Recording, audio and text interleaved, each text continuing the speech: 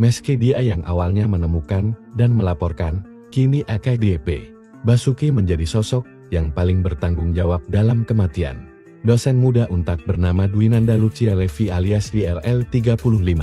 Polisi menduga ada hubungan intens antara keduanya, sehingga DLN diduga masuk dalam kartu keluarga AKBP Basuki.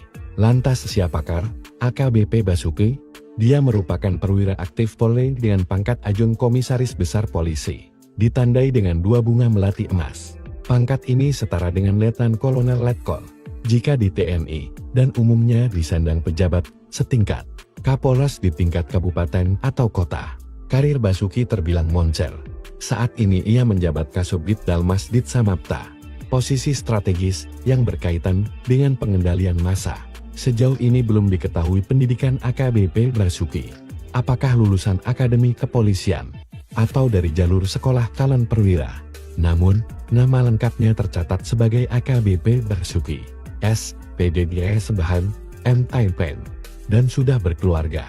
Aksi Basuki terlihat saat dia melakukan pengecekan kesiapan Dalmas Nusantara di Polres Blora pada 19 Februari tahun 2024 silam.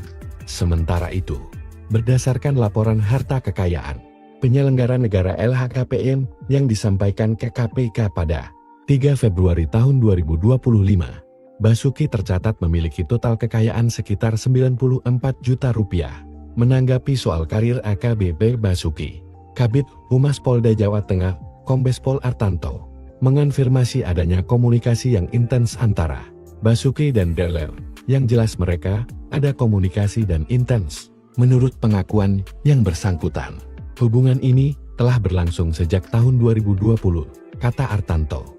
Jumat 21 November 2025, dugaan pelanggaran muncul karena Basuki diduga tinggal bersama DLL tanpa ikatan perkawinan yang saat ini merupakan suatu pelanggaran berat dari kode etik profesi polisi karena berkaitan dengan kesusilaan dan perilaku di mata masyarakat, ujarnya.